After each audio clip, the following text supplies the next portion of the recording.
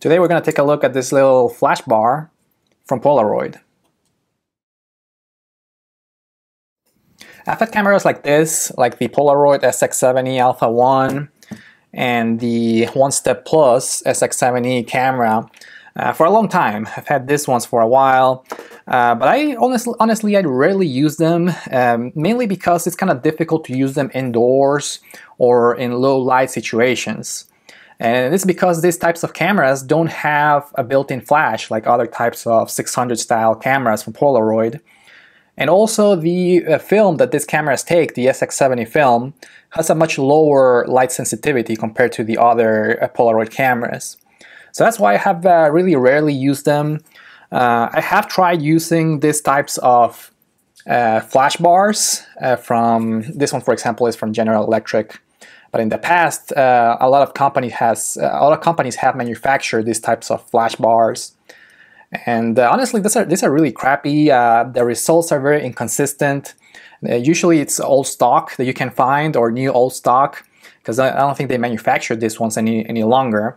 But essentially, you use each of the light bulbs every time you take a shot. So the light bulb burns.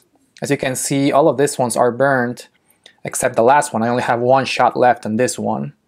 And this attaches to your camera just like that. But again, the results that I've got in the past with these flash bars have been very inconsistent. There's also another different design on these ones. They look like a cube. I haven't tried those ones, and usually they're also very hard to find. But finally, I got my hands on this. This is the Polaroid, or the Impossible Project flash bar by Mint, SX70 Flashbar. And this one came out a few years ago. Honestly, I never bought this one, mainly because of the price. The price I think is usually like $92 brand new plus shipping, and I just couldn't justify paying almost $100 for something that just looks so simple. Finally, I got my hands on one of these. I bought it used, secondhand on eBay for about $50, which in my opinion is still expensive, but much cheaper compared to a brand new one. And yeah, in this video I'm going to take a look at this. I'm going to try it out, and I'm going to show you the main benefits and the features of this flash bar. Okay, so let's take a closer look at the flash bar itself. As you can see, a pretty simple design on this one. You get the flash here in the front, along with the Impossible Project logo here on the left. If you have the newer or the second version of this flash bar, you may get the Polaroid logo here on the left. In the bottom you get the connector. This is what gets attached to your SX70 camera. On the left side you get the attachment, so you can hook up to an external flash. I have not used this feature yet. I'm yet to try it, so I may need to do a separate video just to show this in the future. In the back, you just get one selection here. This is the exposure control, and the on and off button as well. If it's to the left, it means that the flash bar is off. If it's in the middle, it's at half power, so you can use this with the Polaroid 600 type of film. And if you go to the right, it's the full power. So that means that you can use it with the SX70 type of film. And this button right here is just to test the flash, so you can go ahead and test it once it's fully charged. And you saw when it was fully charged, the LED on the top becomes green. If it's charging or in the process of charging, it will be blue right here in the bottom LED, or the second LED. And if it needs new batteries, the second LED will blink. Let's shut this off. And on the left side you get the compartment for the batteries. This uses 2 AAA batteries. Oh, and one more thing, the flash bar also comes with these 2 flash gels or filters, color filters that you can use. And they're pretty handy to use because they're magnetic, so they just hook up to the flash bar like that. And in case you don't want to use the second one, or you want to store the flash bar with the gels, you can hook them up like that too. And one of them is kind of like a pinkish color, and the other one is a yellow-green kind of color. Alright, it's time to test out my new flash. I'm going to take my buddy Hunter on a little photo shoot. And for all the pictures that I'm going to show you in this video, I'm going to be using my fold-out Polaroid SX70 camera with, of course, my Mint Flashbar on top. And I'm going to be using the Flashbar with full power because I'm going to be using a new pack of color SX70 film. Alright, this was the main reason why I wanted to buy this flash. For this kind of situation, indoors, dark and backlit, a very challenging kind of environment to shoot a Polaroid photo without a flash. And I was very happy with this result. I really like this picture. I like the fact that the flash covers everything in the scene without creating too much of a shadow in the background. And the picture ended up sharp, probably because of the faster shutter speed.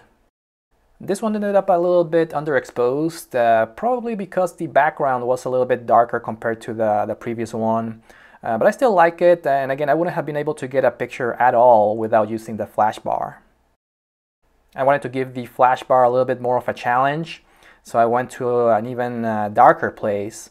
This is from my basement, and Hunter likes to hang out right below my desk. And I got this picture of him. I really like it. Very similar to the first one that I showed you, so still sharp, and the flash covered everything. Maybe it bounced around the walls of the desk. And in this one, I actually ended up using the green filter on the flash. This one was taken in a similar situation too, also in my basement, so very low light indoors. But I wanted to use the red filter in this time. And I got this picture of Hunter again. And as you can see, a little bit underexposed. I don't really like how this one ended up too much. So I don't know if I'll be using the filters very much in the future. And of course, I had to try it outdoors as well.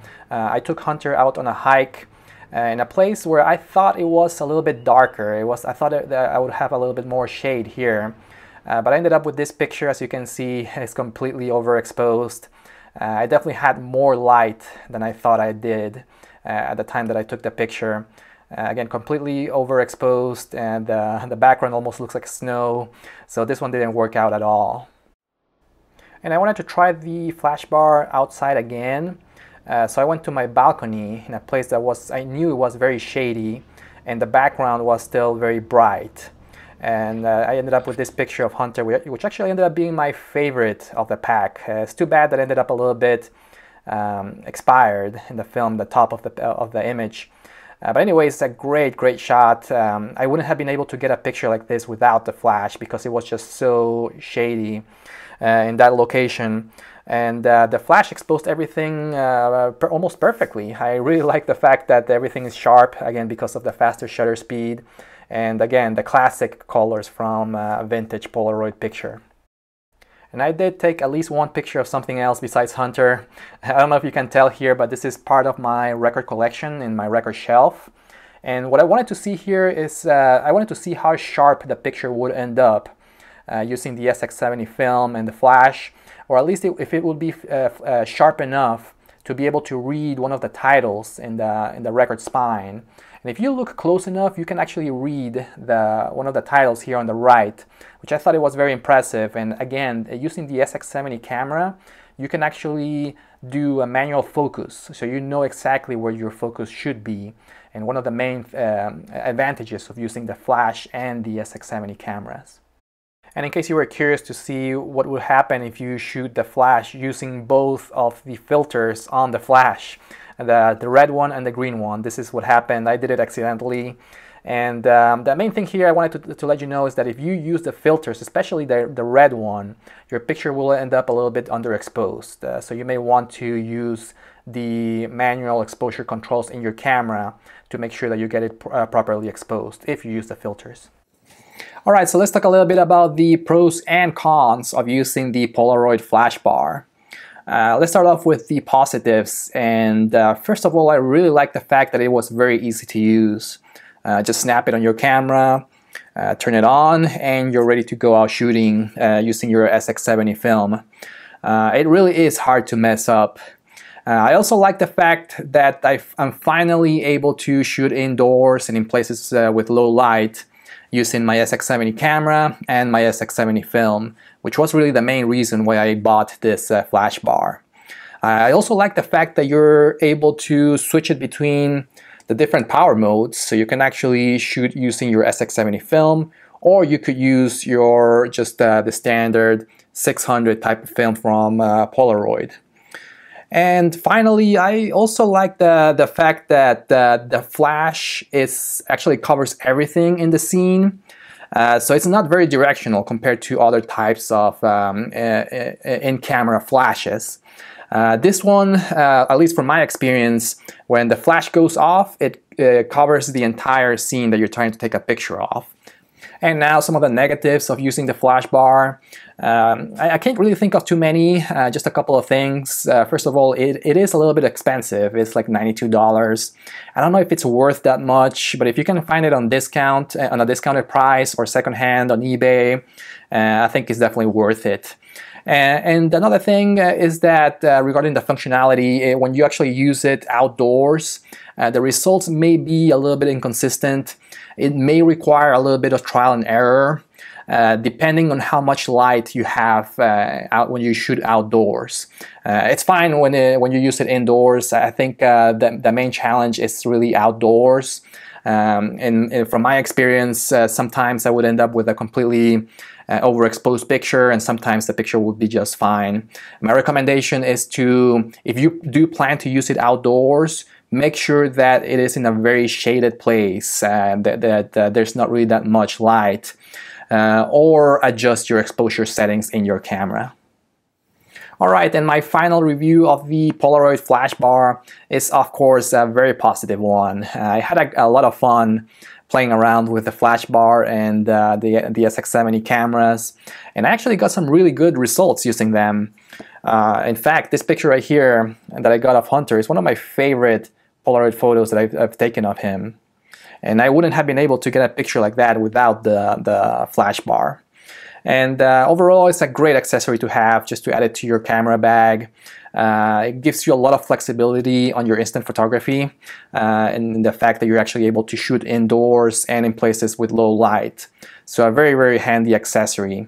Overall, I give it a thumbs up.